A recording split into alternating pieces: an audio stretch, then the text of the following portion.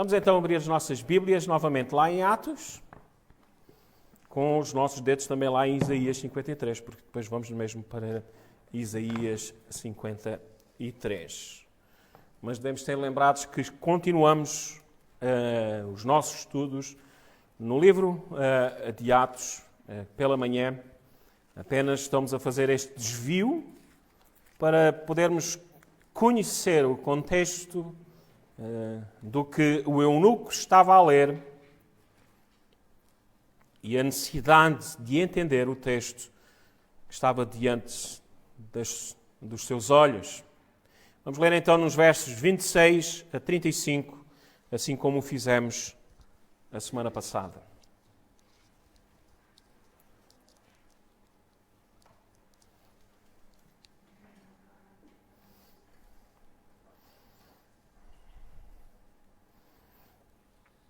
Diz assim a palavra do Senhor, verso 26 do capítulo 8 de Atos. Mas um anjo do Senhor falou a Filipe: levanta-te e vai em direção ao sul, pelo caminho deserto que desce de Jerusalém para Gaza. Ele se levantou e foi. Um eunuco etíope, administrador de Candace, rainha dos etíopes e superintendente de todos os seus tesouros, que tinha ido a Jerusalém para adorar, voltava para casa e, sentado na sua carruagem, lia o profeta Isaías. E o Espírito disse a Filipe: aproxima-te e acompanha essa carruagem. Filipe correu e ouviu que o homem lia o profeta Isaías e perguntou: entendes o que estás lendo? Ele respondeu: como poderei entender a não ser que alguém me ensine? E pediu a Filipe que subisse e se sentasse. A passagem da Escritura que ele estava lendo era esta: foi levado como ovelha ao matador e como cordeiro mudo diante de quem o tosquia, não abriu a boca. Na sua humilhação, a justiça lhe foi tirada. Quem relatará a sua geração? Porque a sua vida é tirada da terra. Tomando a palavra, o eunuco disse a Filipe: por favor, de quem o profeta está falando isso? De si mesmo ou de outro? Então Filipe passou a falar e, começando por essa passagem da Escritura, anunciou-lhe o Evangelho de Jesus. Nós mais à frente vamos conhecer o cristianismo neste livro de Atos dos Apóstolos, intitulado como a seita. Isto porquê? Porque os fariseus e os escribas olhavam para os cristãos como um grupo de pessoas que estavam vivendo fora da realidade de Deus. Aquilo que eles anunciavam, aquilo que eles falavam, não era de Deus. E assim se expressavam diante dos cristãos. Diziam: isto é coisa nova, não é? Isto é algo que está a surgir e, se é novo, há de se dissipar. Isso também foi a esperança de muitos deles, de que tudo isto iria se dissipar. Mas, na realidade, o Evangelho de Jesus não é coisa nova.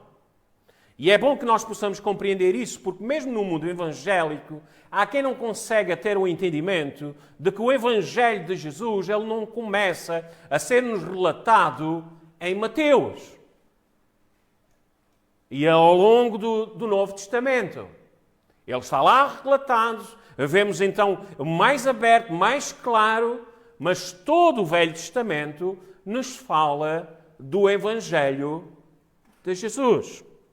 Nós já vimos aí esse assunto em relação ao nosso próprio Senhor Jesus, falando àqueles dois discípulos que iam na estrada de Emaús, falando, o Senhor chega até eles e abre-se o seu entendimento e lhes mostra, desde a lei e dos profetas, a lei, que é os 5 primeiros livros da Bíblia, e os profetas, o restante, que como ela falava de Jesus. Toda a Escritura. E vejam, Filipe faz a mesma coisa aqui. No verso 35, ele nos diz: então Filipe passou a falar, começando por essa passagem, que é lá em Isaías 53, versos 7 e 8, que nós temos aqui diante de nós, Nós temos estado a ver todo o contexto e hoje vamos continuar a ver isso. Mas veja, começando por essa passagem lá em Isaías 53, anunciou-lhes o Evangelho de quem? De Jesus. E começando por ali. Isto logo nos leva a perceber que ele não ficou por ali. Como é importante a nossa leitura da palavra de Deus. Como é importante analisarmos, estudarmos as Santas Escrituras. Vejam, os bereanos fizeram isso mesmo. Eles não ficaram ali apenas a ouvir os apóstolos. Eles foram confirmar se realmente aquilo que eles diziam era aquilo que estava escrito. E, meus irmãos, a maior cegueira do homem é não dar atenção à palavra de Deus. E fazer ouvidos cerrados e apenas escutar aquilo que ele gosta. E a ouvir aquilo que nos é dado. Meus irmãos, a palavra do Senhor mesmo disse que haveriam tempos em que cada um de nós teríamos a capacidade de chegar diante da Escritura e as Escrituras falarem aos nossos corações. Pedro fala-nos disso num primeiro sermão, falando da profecia de Joel, que nos falava disso mesmo, o Senhor abrindo o coração dos homens e falando ao coração deles. Precisamos de ler as Santas Escrituras, precisamos de estudar. E mais do que tudo, se alguém vem ao púlpito aqui, seja eu ou seja outra pessoa, meus irmãos, ouçam, analisem, busquem e estudem. Nossa preocupação é a nossa alma, pela verdade. E a verdade ela é anunciada pelo quem? Pela palavra. A fé vem pelo quem? Pelo ouvir o quem? As nossas emoções, as nossas ideias? Não. A fé vem pelo ouvir a palavra de quem? De Deus. Não é? Realmente nós possamos hoje dar ouvidos àquilo que nos é anunciado aqui. Vamos então lá para Isaías 53. Para o Evangelho de Jesus anunciado aqui em Isaías, não somente em 53, mas em todo o livro nós nos apercebemos disso. Há uns anos atrás, em 2013, eu, nas quintas-feiras, dei o estudo deste livro de Isaías, que foi realmente maravilhoso. Nós também tivemos aqui o pastor da igreja de Belamoni, naquela altura, o Colin. Ele estava pastoreando a igreja e quando veio aqui nos visitar, pregou Isaías 53, também a nós. Então já temos muita coisa ouvida acerca desta passagem. Continuamente a lemos, muitas vezes, quando celebramos a ceia do Senhor, porque ela nos fala de tudo aquilo que é este amor, esta graça e esta misericórdia de Deus em Cristo Jesus ao nos salvar. Vamos ler então os versos 1 a 6 de Isaías 53. Hoje iremos estar a olhar para os versos 4 a 6. Quem creu na nossa pregação, a quem se manifestou o braço do Senhor, foi crescendo como renovo diante dele, como raiz que sai de uma terra seca, não tinha formosura nem beleza. Quando olhávamos para ele, não víamos beleza alguma para que o desejássemos. Foi desprezado e rejeitado pelos homens, homem de dores e experimentado nos sofrimentos. E como um de quem os homens escondiam o rosto, foi desprezado e não lhe demos nenhuma importância. Verdadeiramente ele tomou sobre si as nossas enfermidades, ele levou sobre si as nossas dores. E nós o consideramos aflito, ferido por Deus e oprimido. Mas ele foi ferido por causa das nossas transgressões, esmagado por causa das nossas maldades. O castigo que nos traz a paz estava sobre ele, e por seus ferimentos fomos sarados. Todos nós andávamos desgarrados como ovelhas, cada um se desviava pelo seu caminho, mas o Senhor fez cair a maldade de todos nós sobre ele. Até aqui a palavra do nosso Deus. Vejam, este é um texto que nós não podemos nos abstrair dele, sair dele. Ele nos fala de nós e fala de Cristo. É interessante que há aqui este relacionamento entre o Criador e as suas criaturas, entre aquilo que é Deus e aquilo que somos nós. E este texto nos traz a realidade da necessidade da salvação. E o mais interessante disto tudo é que, como o próprio Isaías diz, o Senhor Jesus, Ele vem para nos trazer algo tremendo e maravilhoso e diz, e não lhe demos nenhuma importância. Vejam, nós estamos em Mateus na parte da tarde e vamos começar a conhecer que o ministério do nosso Senhor Jesus Cristo, embora Ele veio para salvar a humanidade em termos de não só judeus, mas também pessoas de outras nações, quando Ele veio, o seu ministério estava centrado à casa de Israel. O projeto da divulgação do Evangelho era para todo o mundo.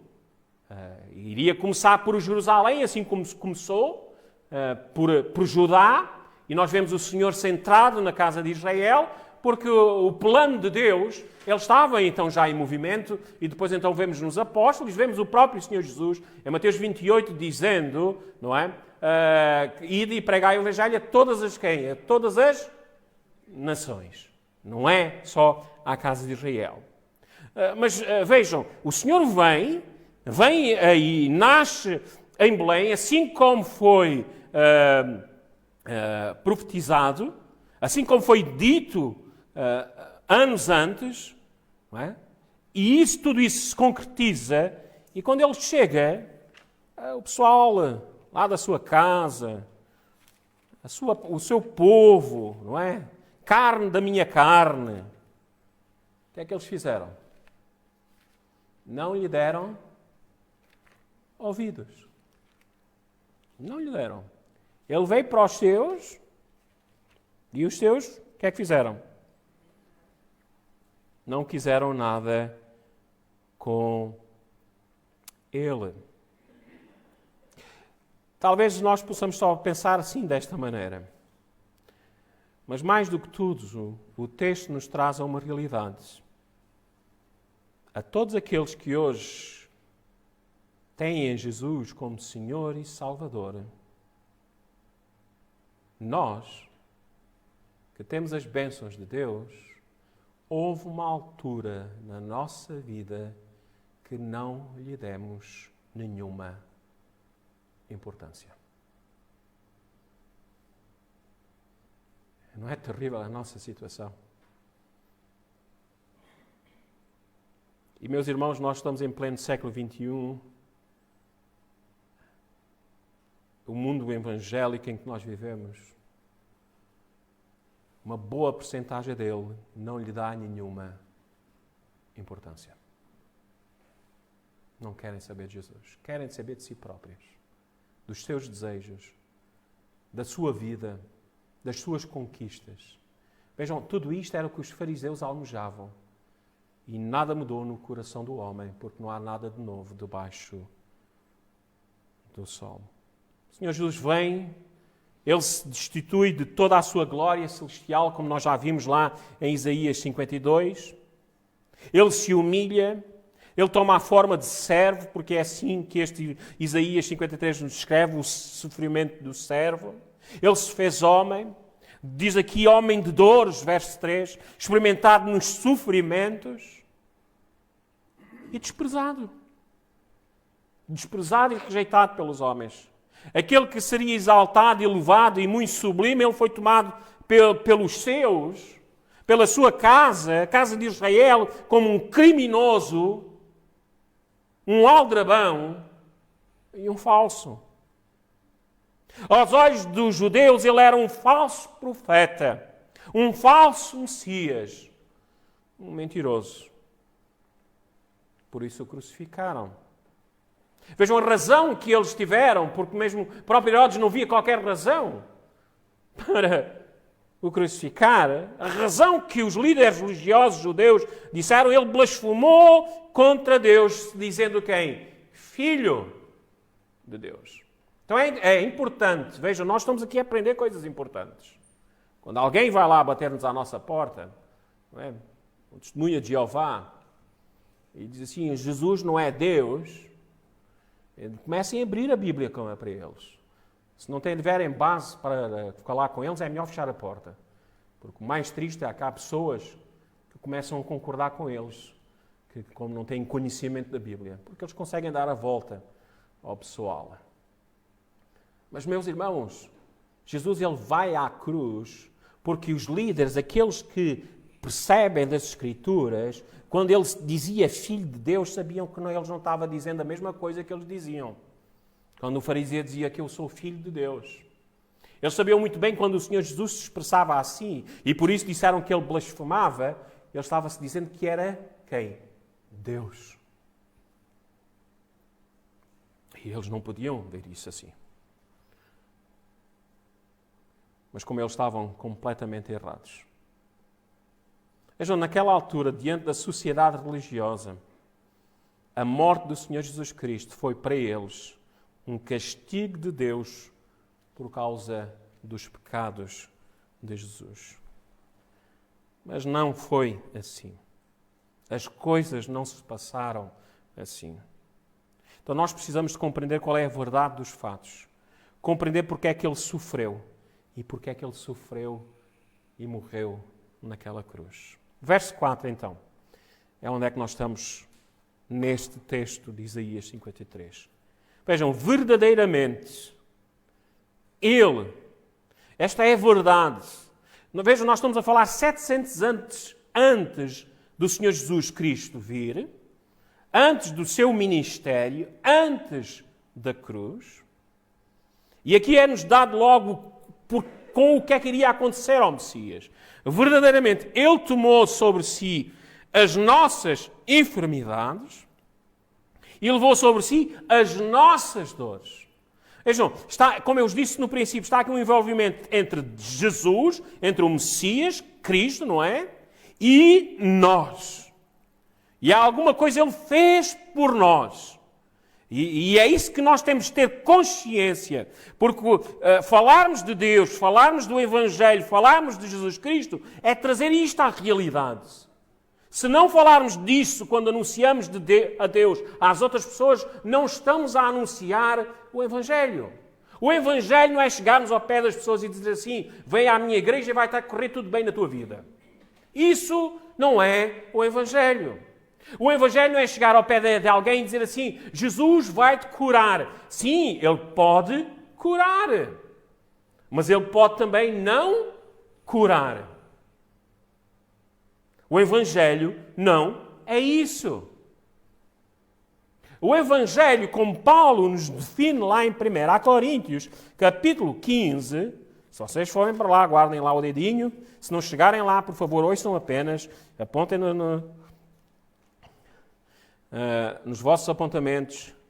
Verso 1 do capítulo 15 de 1 Coríntios. Irmãos, lembro-vos do Evangelho que vos anunciei, o qual também recebeste, na qual estáis firmes. Eu estou-vos a fazer lembrar, diz o apóstolo Paulo à igreja de Coríntios. Lembro-vos do Evangelho, o qual eu vos comuniquei, no qual estáis firmes.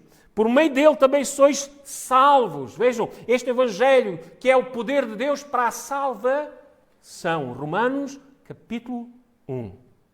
Se tiverdes com firmeza a mensagem tal como anunciei a vós. Vejam, o Evangelho não é tu teres sido curado. A salvação não é porque tens tido uma doença e fostes curado. Porque a graça de Deus, ela pode estar sobre ti. A bênção do Senhor só pode estar sobre ti, assim como o Senhor Jesus Cristo curou muita gente e muitas dessas pessoas nunca o amaram, o seguiram. Então eu posso dizer, como é que tu podes confirmar que és salvo? Porque fui curado? Não. Não. Não é nada disso. Por meio dele também sois salvos, se retiveres com firmeza a mensagem de tal como a anunciei a vós. E vejam, se retiveres com firmeza a mensagem, não é dizer o seguinte: eu estou aqui e eu conheço as Escrituras. Vamos lidar então com os fariseus. Eles conheciam as Escrituras. Vamos lidar com Nicodemos. Ele conhecia as Escrituras. E outros pastores hoje em dia. Tivemos há pouco, este ano, um escândalo de um homem que tem bons livros cristãos. E vê-se a descobrir coisas terríveis da vida deste homem. Mas não é apenas conhecer, falar. Este que tiveres com firmeza Ele está presente em vós. Faz parte da vossa vida. É o vosso viver. Por isso Paulo disse, para mim o viver é Cristo. Tal como os anunciei. A não ser que tenhais crido inutilmente. E vejam agora, então, passo a explicar o Evangelho. Por primeiramente vos entreguei e também recebi. Cristo morreu pelos nossos pecados. Segundo quem? As Escrituras. Vejam, quando os apóstolos falam assim, segundo as Escrituras, eles estão a falar do quê? O que é que vocês acham? Do Velho Testamento. Era o que eles tinham naquela altura. Nós, novamente, então, estamos a ver o Evangelho de Jesus lá no Velho Testamento. Então, era necessário que Cristo morresse. A palavra de Deus nos mostra isso mesmo. Cristo morreu pelos nossos pecados. Continuem lá, assim, com estes dois locais aqui na Bíblia. Verdadeiramente Ele tomou sobre si quem? As nossas enfermidades. E levou sobre si as nossas dores. Verso 5, mas Ele foi ferido por causa das nossas transgressões. Esmagado por causa das nossas maldades. Vejam, morreu pelos nossos pecados. Ele não foi à cruz porque Ele fez alguma coisa de mal. Nós iremos ver bem isso. Ele foi à cruz por causa de quem? Dos nossos pecados, segundo as Escrituras. Foi sepultado e ressuscitou ao terceiro dia, segundo quem? As Escrituras. Vejam, 700 anos antes, ou 800 anos antes, ou mais do que isso, logo lá em Gênesis, começa-nos a apresentar essa realidade. Era necessário haver um sacrifício. Por isso é que o apóstolo, João Batista, ele quando contempla o Senhor Jesus, diz: eis o Cordeiro de Deus, que tira o pecado do mundo. Eu às vezes olho para João e vejo a mesma coisa que acontecia com Pedro. Quando Pedro disse que ele era o Messias, o Cristo, não foi Deus que te revelou. É a mesma coisa com João Batista. Mais à frente, nós em Mateus vamos ver que ele vai ter dúvidas e vai perguntar, vai mandar os seus discípulos e perguntar: realmente és o Messias? Mas, irmãos, se o Senhor não nos der entendimento, todos nós estamos perdidos. Então vamos ver então esta importância de saber o que realmente se passou na cruz. Vejam, hoje nós estamos todos aqui, crentes e não crentes, ou amantes da palavra, mas não crentes. E hoje vamos sair todos daqui sem desculpa alguma de não saber o que se passou na cruz. Tudo é importante. Aquele momento é crucial para a história da humanidade. De hoje, há pessoas que não compreendem a morte de Jesus Cristo na cruz. Alguns dizem mesmo: aquilo foi resultado da cultura da altura. Muitos eram crucificados. Muitos eram crucificados. Poucos judeus eram crucificados. Era o pessoal, viviam lá a sua religião, não é? Só os ladrões, os salteadores, a escumalha ia para a cruz.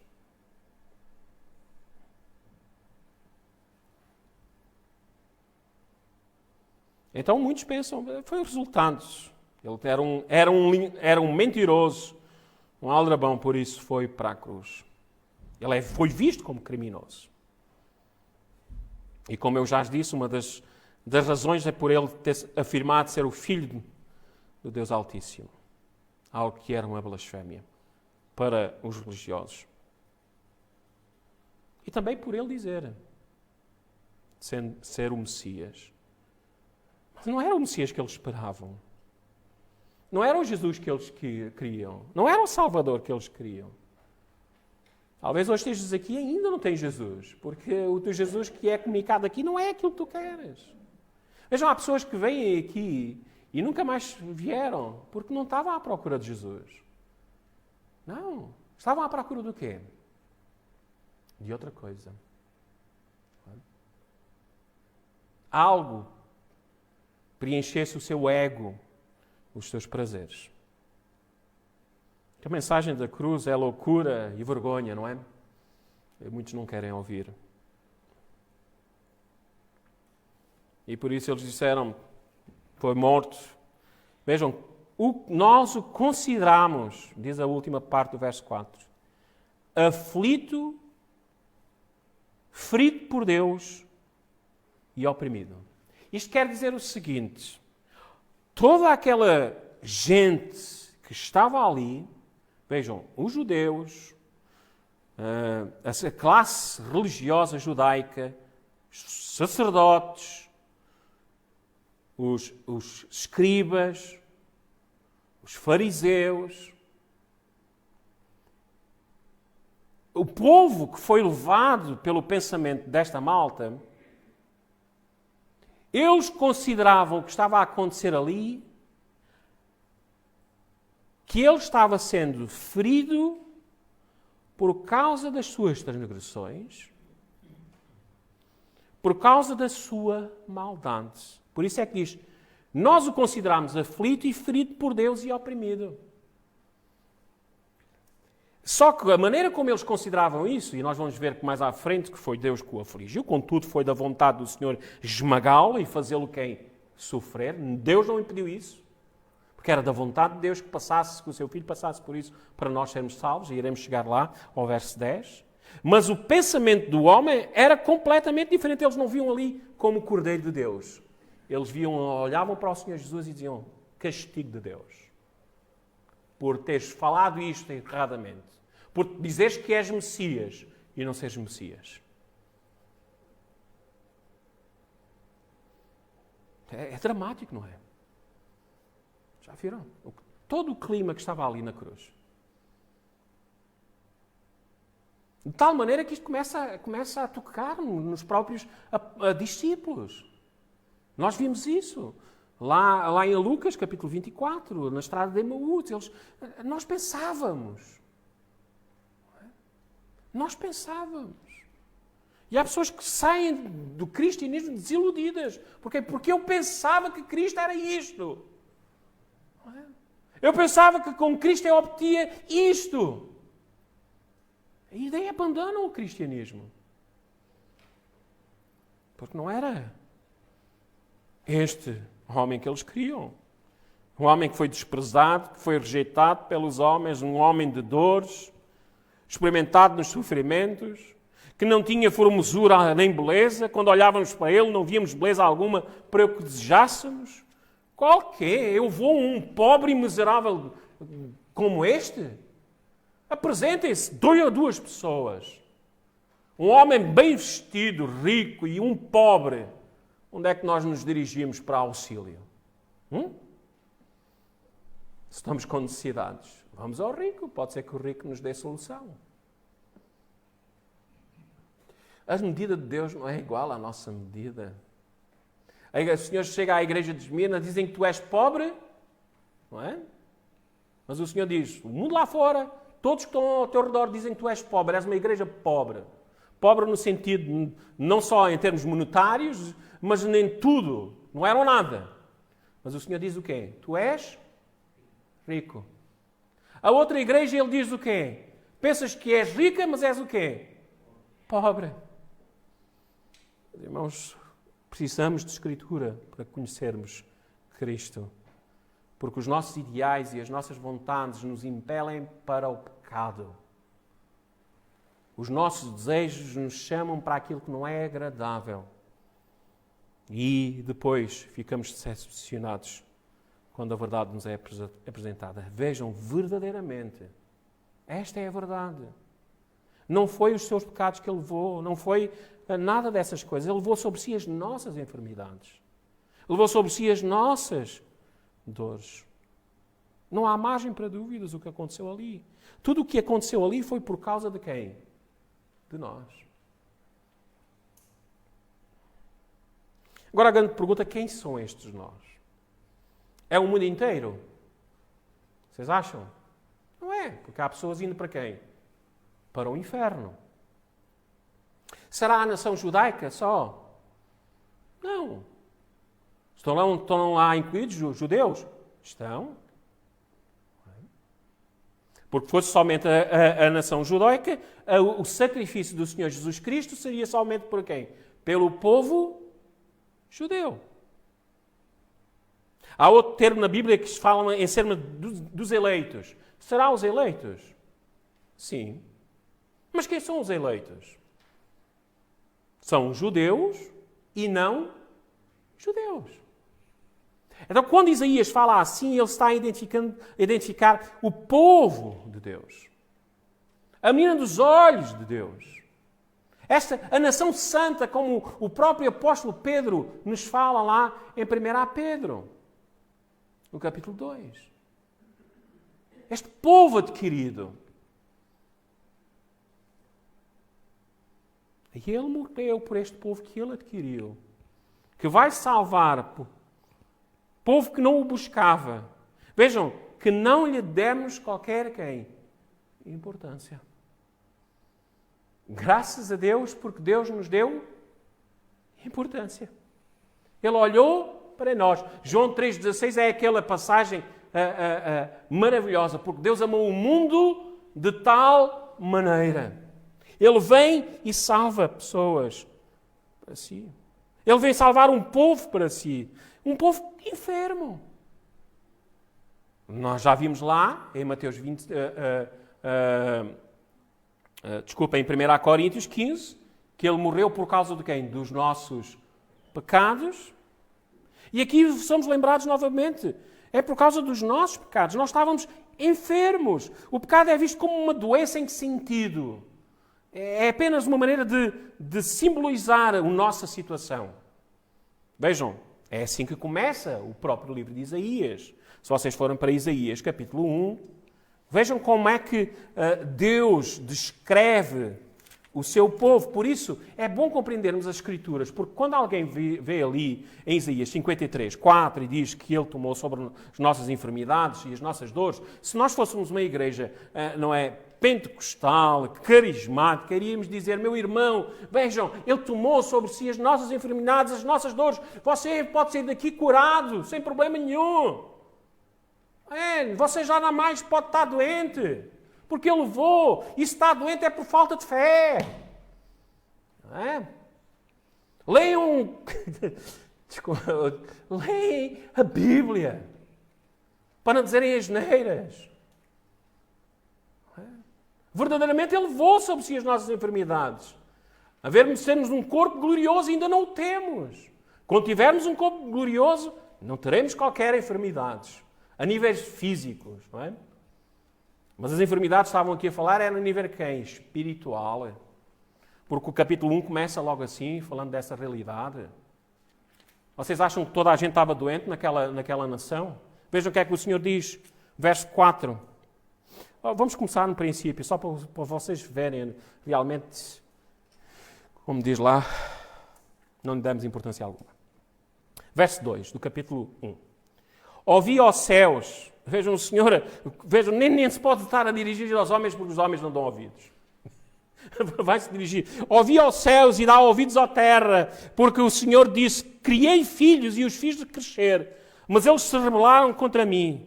Ele agora vai dar um exemplo. O boi conhece o seu proprietário e o jumento, o coxo posto pelo dono, mas Israel não tem conhecimento. O meu povo não entende. Agora vejam, nação pecadora, povo carregado de maldade. Vejam, o verso 5 vai-nos falar das nossas transgressões e maldades. Descendência de malfeitores, filhos que praticam a corrupção, deixaram o Senhor, desprezaram o Santo de Israel, afastaram-se dele. Vejam, pecado, é pecado que está aqui, é maldade. Porque sereis ainda castigados, porque insistis na rebeldia. E vejam agora como a maldade e o pecado, ele é agora simbolizado como enfermidade. Toda a cabeça está enferma e todo o coração está fraco. Vejam, continua dando exemplo. Não há coisa alguma sã desde a planta dos pés até quem? Até à cabeça. Há só feridas, contusões, chagas abertas, que não foram exprimidas, nem atadas, nem tratadas com óleo. O que é que Deus está simplesmente a dizer? Povo pecador e que não souberam tratar do seu pecado. Deixaram viver assim desta maneira. Por isso, verdadeiramente, Ele tomou sobre si quem? As nossas enfermidades. Levou sobre si quem? As nossas dores, porque nós estávamos assim, neste estado. Este é o contexto do livro. Ele veio para os doentes e Ele claramente nos afirma isso. Ele veio para pessoas sãs. Ele utiliza este jogo de palavras para dizer o quê? Eu não vim para quem pensa que é justo. Não é? Porque quem é justo já não precisa de um Salvador.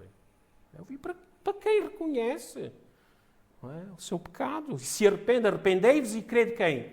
Em mim. As pessoas dizem, eu não preciso de Jesus. Eu sou boa pessoa. Quando chegar ao céu, eu vou ter um lugarzinho para mim. Não há um justo, nem um sequer. Todos precisamos de Cristo. Todos estamos doentes. Usando então este simbolismo. Em Lucas capítulo 5, o Senhor diz lá no verso 30 e 31... Os fariseus e os escribas criticavam os discípulos perguntando por que comeis e bebeis com publicanos e pecadores. Vejam porquê? Porque os escribas e os fariseus eram pessoas que se olhavam para si próprios e viam-se como pessoas justas. E Jesus então diz esta maneira de falar. Jesus lhe respondeu, os sãos não precisam de médico. Mas sim quem? Os doentes. Eu não vim chamar os justos ao arrependimento, mas quem? Os pecadores. Só que os fariseus não se viam assim. Não se viam. Eles pensavam-se pessoas justas. Talvez tu aqui penses hoje, aquilo que eu faço de bem é suficiente para Deus. Talvez te julgues uma pessoa boa. Romanos 3 fala-nos, lembra-nos disto, não há um justo nem um sequer, não há ninguém que faça o bem. Ninguém. Estamos todos enfermos. Por isso Cristo veio. E ali na cruz Ele leva quem? As nossas enfermidades. As nossas dores. As nossas transgressões. A nossa maldade. O verso 5 é claro e o verso 4. Ferido por causa de nós. Ele foi ferido por causa das nossas transgressões. E esmagado por causa das nossas maldades. Que injustiça! Ele vai estar a levar algo sobre ele que não é dele. Embora os homens tenham considerado aflito e ferido por Deus e oprimido, mas não foi isso. A realidade daquilo que estava ali na cruz era algo tremendo. Ele estava ali por causa de ti. Por causa da tua mentira. Por causa do teu adultério. Por causa da tua pornografia. Por causa da tua desobediência.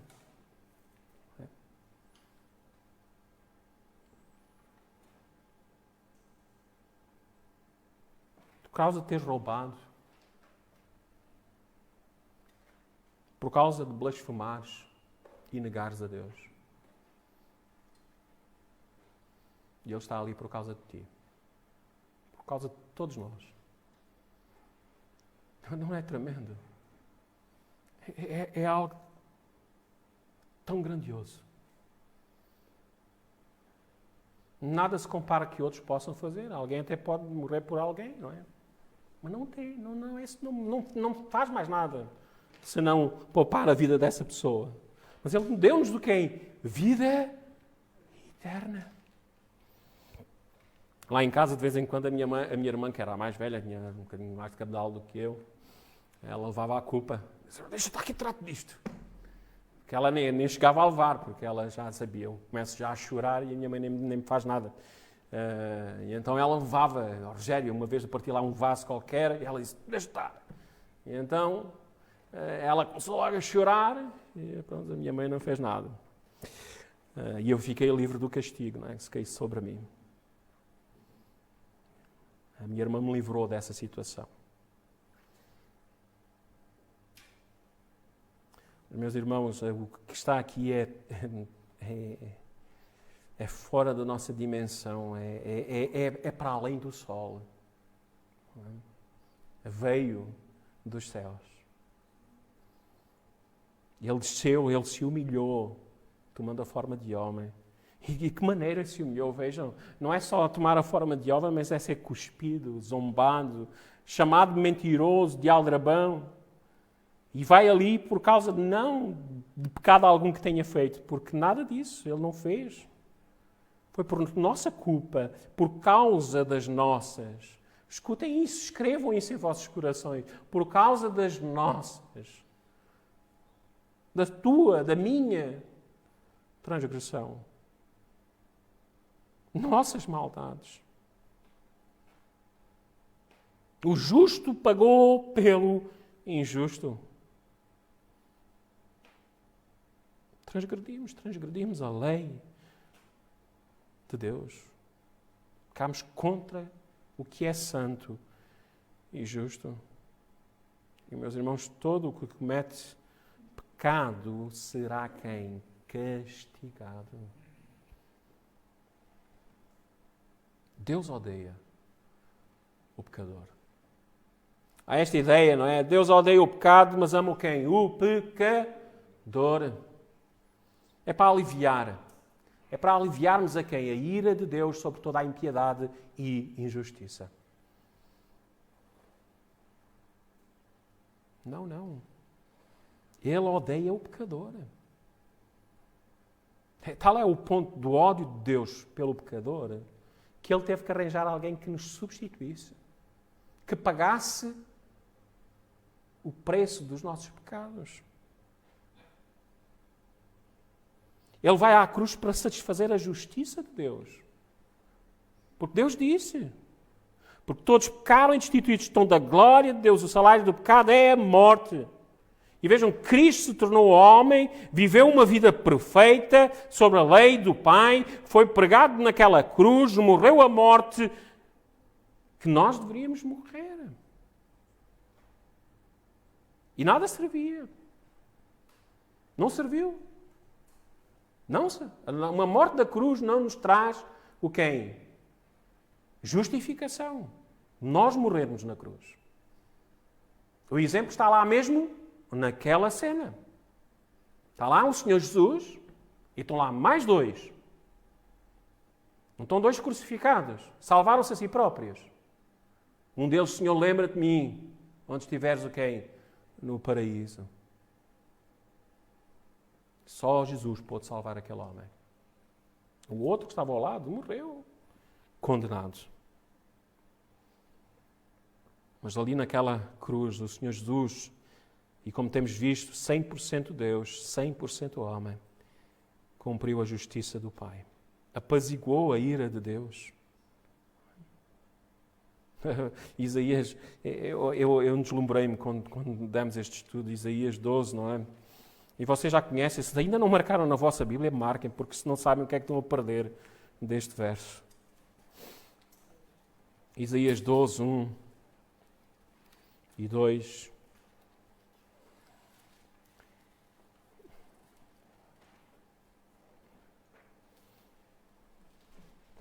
naquele dia, no dia de salvação, não é?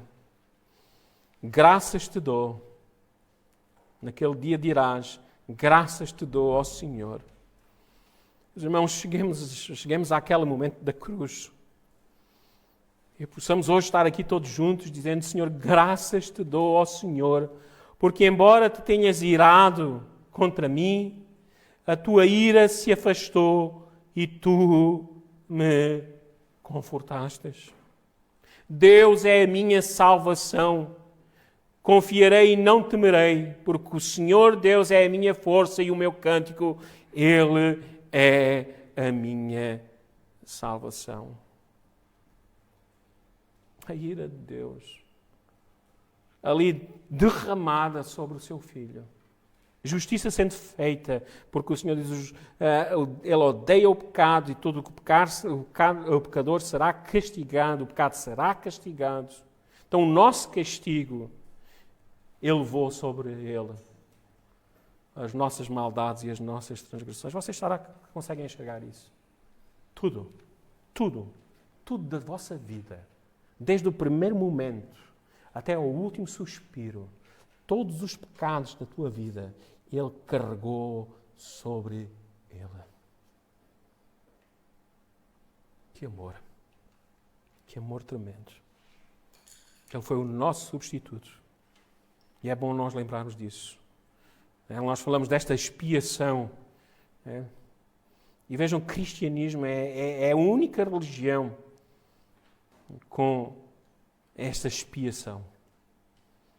Alguém escreveu o seguinte: expiação significa fazer o que é necessário para trazer reconciliação ou reunião de duas partes que estão em desacordo. Envolve fazer reparações, pagar uma compensação por uma transgressão, um erro ou uma lesão. Está nivelando um desequilíbrio criado pelo erro. Uma transgressão da lei precisa de ser compensada, por exemplo, pagando uma multa ou cumprindo uma sentença de prisão. Em alguns países, um crime especialmente grave deve ser expiado pela morte do criminoso. Essa é uma tentativa de restaurar o desequilíbrio causado pelo crime. Segundo as Escrituras, toda a pessoa peca e precisa de fazer expiação das suas culpas, porém falta o poder e os recursos para isso. Não temos capacidade. Nada. E era isso que os fariseus pensavam. Nós temos capacidade. Eu obedeço a esta lei, obedeço àquela. Mas a palavra do Senhor diz, se desobedeceres a uma, desobedeces a quantas? A todas elas.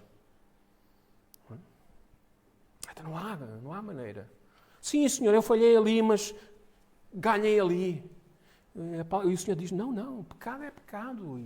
E esta é a palavra final. Morte, o salário do pecado é a morte.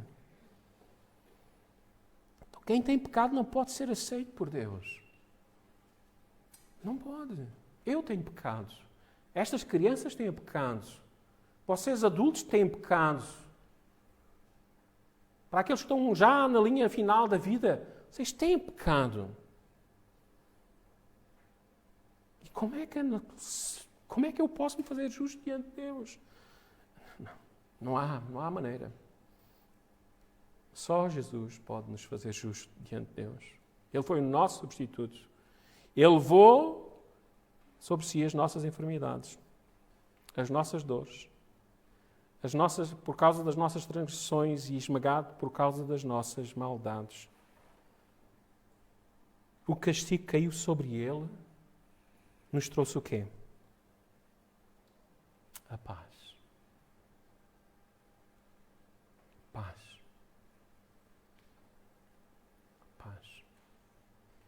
Veja, nós não precisamos de fazer nada, Cristo fez tudo. Paz. Não é tremendo? A paz estava sobre ele. Vejam, pelos seus ferimentos, nós fomos o quê? Sarados. Nós que estávamos com enfermidades, com dores, com transgressões, com maldade, limpos. Não é maravilhoso?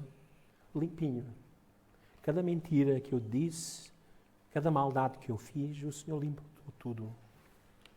Já viram o que é ter Jesus? Este é o amor de Deus. Onde é que nós devemos nos lavar? Onde é que nós devemos nos purificar? Em Cristo. Ele é o sangue purificador. Vejam mais à frente no Isaías capítulo 1, se voltarmos lá. Depois do Senhor falar de tudo isto, do desagrado dele, porque depois ele ainda vai, não só fala aqui dos pecados deles, das enfermidades deles, mas depois vai falar da sua religiosidade vazia e sem sinceridade. Não é? Diz mesmo o verso 10, ouvi a palavra do Senhor aos chefes de Sodoma, dai ouvidos à lei do nosso Deus ao povo de Gomorra. O Senhor vai buscar duas nações pecadoras. E diz, vocês ouçam, esta malta ainda é pior que vocês. Porque vocês não têm conhecimento, mas eles têm. Se hoje tu estás aqui e tens conhecimento de Deus e continuas na prática do pecado, porque o Senhor o seu amor transborda. A graça superabunda o pecado. Paulo vai dizer, então, se é assim, então devemos continuar em pecado de maneira alguma. Se somos filhos de Deus, não devemos viver na prática do pecado. Então diz, ouvi a palavra do Senhor aos chefes de Sodoma, dai ouvidos à lei do nosso Deus ao povo de Gomorra. O Senhor pergunta, por que me trazeis tantos sacrifícios? Vejam, o Senhor está a falar de coisas que o Senhor mandou eles trazerem. Vejam, estou farto dos holocaustos de carneiros, da gordura de animais de engorda, não me agrado do sangue de novilhos e de cordeiros e de bodes. Tudo o que o Senhor disse para eles trazerem em sacrifício, o Senhor não se agrada nada dessas coisas. Então, como é que é? Como é que a gente se entende? Tu dizes para nós trazermos e não gostas? Porquê? Será que o Senhor se agrada por estares aqui hoje? Qual é o verdadeiro sentimento dentro do teu coração? Vejam, quando vindes comparecer diante de mim, quem vos pediu que pisasseis nos meus átrios? Não continueis a trazer a oferta inútil. Cantar, inútil. Oração, inútil. Leitura, inútil. Para mim é incenso abominável. Luas novas, sábados, convocações de assembleias. Não suporto maldade com solenidades. Podemos estar aqui, levantarmos quando é para cantar, sentarmos quando é para orar, lermos a palavra e o Senhor diz, não suporto maldade com solenidade. Eu não suporto corações vazios, insinceros, hipocrisia. A minha alma, diz verso 14, aborrece as vossas luas novas, as vossas festas fixas, e já me são pesadas. Estou cansado de suportá-las. Agora veja, quando estenderdes as mãos, esconderei os olhos de vós. Ainda que multipliques as orações, não as ouvirei. Por quem? Porque as vossas mãos estão cheias de sangue. Não há verdade em vossos corações. Então o Senhor agora diz, lavai-vos, purificai-vos, tirai de diante dos meus olhos as vossas obras más, parai de praticar o mal, aprendei a praticar o bem, buscai a justiça, acabai com a opressão, fazei justiça ao órfão, defendei a causa da viúva. Este lavar é chegar a Cristo. E chegar a Cristo é viver, nós chegamos, Ele é aquele que nos lava, é aquele que nos purifica, por isso nós fomos justificados em Cristo, nós fomos santificados em Cristo.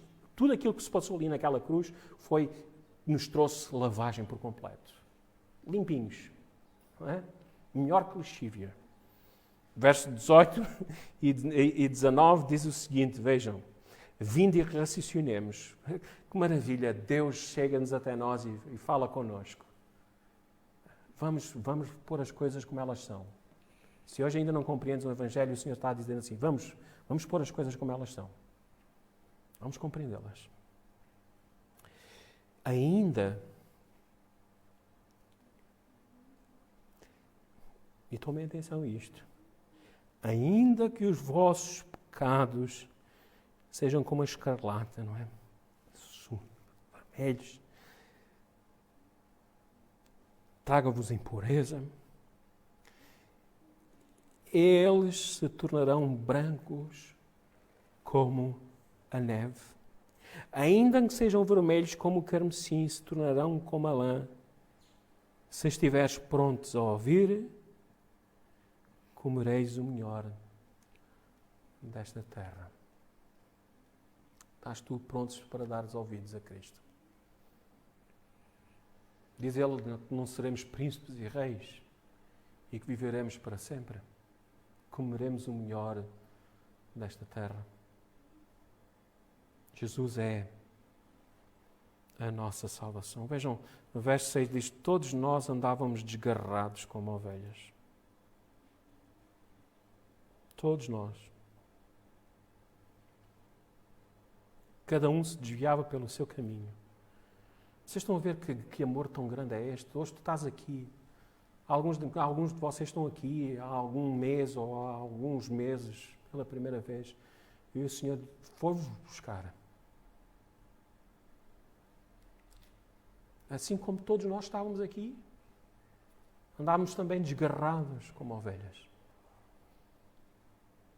Cada um se desviava pelo seu caminho. O seu caminho é que as nossas escolhas, as nossas vontades, os nossos prazeres, aquilo que nós achávamos bom.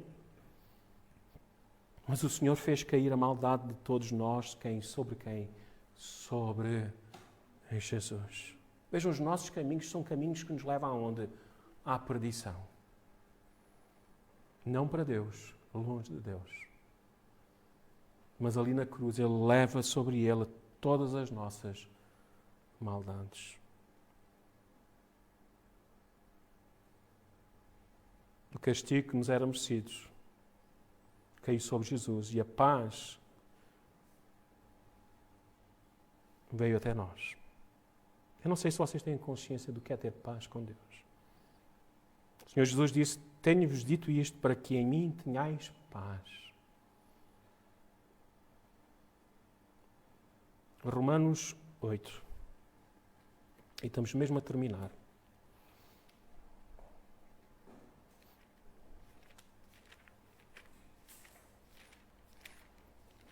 Agora ouve estas palavras tão maravilhosas.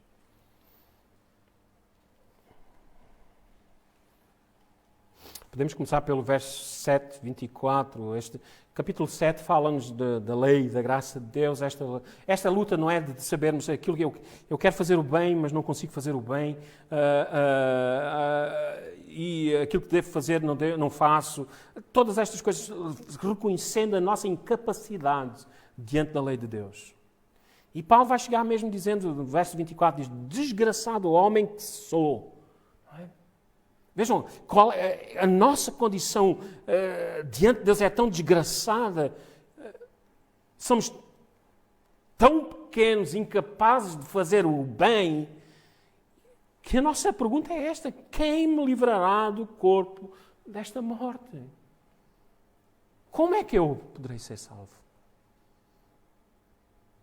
Verso 25, é Isaías 53, não é? Graças a Deus por Jesus Cristo, nosso Senhor. Graças a Deus por Jesus Cristo, nosso Senhor. Então vejam depois o verso 1 do capítulo 8. Portanto, agora em Cristo, não é? Já não há condenação alguma para os que estão quem? Em Cristo Jesus.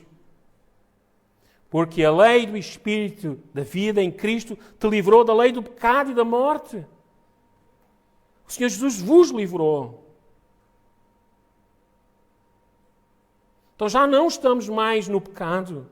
E vai dizer o verso 5, os que vivem segundo a carne pensam nas coisas da carne.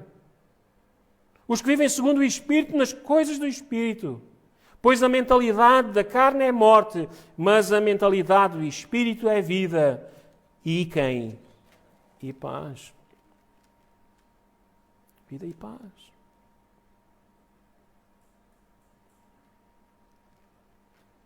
Estamos em paz. Antes éramos inimigos de Deus, agora somos amigos de Deus. Romanos 5 diz o seguinte, lá no verso 1. Portanto, justificados pela fé, temos paz com Deus por meio de quem? Do nosso Senhor Jesus Cristo. Aquela cruz, todo aquele sofrimento, levar sobre ele as nossas transgressões, as nossas maldades, nos trouxe paz com Deus. Diz a palavra do Senhor, coisa horrível é cair nas mãos de quem? Do Deus vivo. Sobre ser filhos de quem? Da ira. Mas não, lembrem-se, a ira, ela se afastou de nós. Como nós lemos lá em Isaías 12. E ela foi para onde? Vejam, o profeta não diz a ira acabou. A ira se dissipou. Não, ela diz, ela se desviou de nós. E ela fez caminho. Só tinha um caminho. Era a cruz. E por isso o Pai teve o prazer de moê-lo.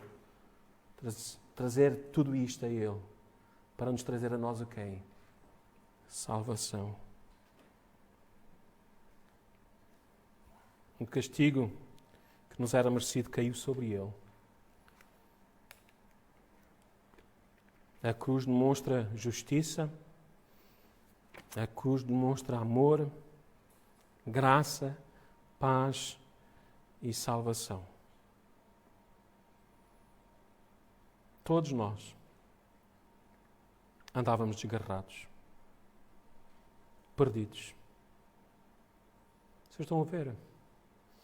Nunca iríamos ir buscá-lo, ir até Ele. Qualquer impulso para vir até ao Senhor começa por Ele, pelo Espírito de Deus, nos tocando. É o Senhor Jesus dizendo, levanta-te, Lázaro. É o Senhor Jesus dizendo a ti, abre os olhos, vê, passa a ouvir. Eu te amo, sou teu Salvador e Senhor. Que grande amor. Sais tu hoje aqui deste lugar sem esse amor?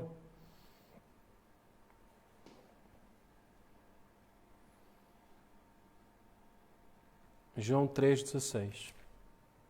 Terminamos com aquele versículo que é áureo, central no cristianismo. Mas não vamos deixá-lo isolado, fora do seu contexto. Verso 16 de João 3. Porque Deus amou tanto o mundo, que deu o seu Filho unigênito, para que todo aquele que nele crê não pereça. Pereça é, não morra, mas tenha quem? A vida eterna. Verso 17.